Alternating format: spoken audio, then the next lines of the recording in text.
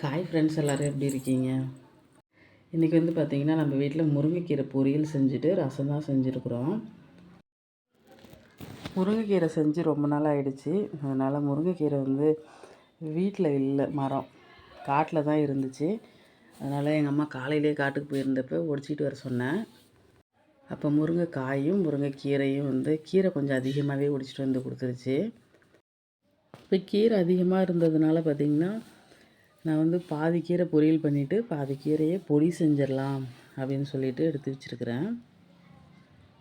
இப்போ இந்த கீரை உருவினதுக்கப்புறம் பார்த்திங்கன்னா இந்த காம்பு பகுதி இருக்குது பார்த்திங்களா, இது வந்து இந்த கர்ப்பிணி பெண்கள், அதாவது மாதமாக இருக்கிற பெண்கள் 9 மாதமாக இருக்கிறவங்க நீர் வடிகிறதுக்காக நம்ம ரசம் வைக்கும்போது இதுவும் சுரக்காய் செடியில் இருக்கிற நீள நீளமாக காம்பு பகுதி இருக்கும், அதையும் போட்டு ரசத்தில் சேர்த்து கொதிக்க வச்சு குடிப்பாங்க.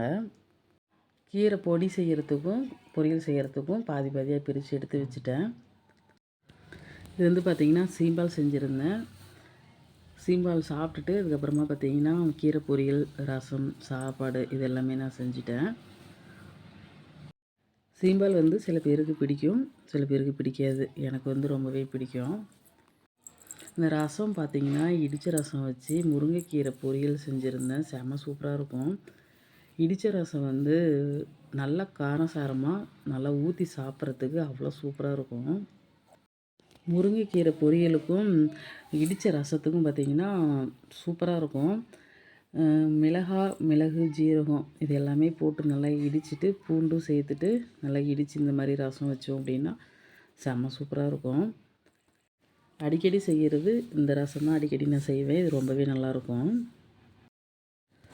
முருங்கைக்கீரையும் வந்து பார்த்திங்கன்னா பொரியல் வந்து செஞ்சுட்டேன். நல்லா சூப்பராக இருந்துச்சு. ரசம் சாதத்துக்கு இந்த முருங்கைக்கீரை பொரியல் வந்து பார்த்திங்கன்னா சூப்பராக இருக்கும். அதனால தான் அது வந்து நான் செஞ்சுருந்தேன். ரொம்பவே நல்லா இருந்துச்சு. பாதி கீரையை வந்து பார்த்திங்கன்னா அலசிட்டு தண்ணியெல்லாம் வடித்து எடுத்து வச்சுருக்கிறேன். அதை வந்து நிழல்லையே காய வச்சுட்டு பொடி செஞ்சிடலாம் அப்படின்னு சொல்லிட்டு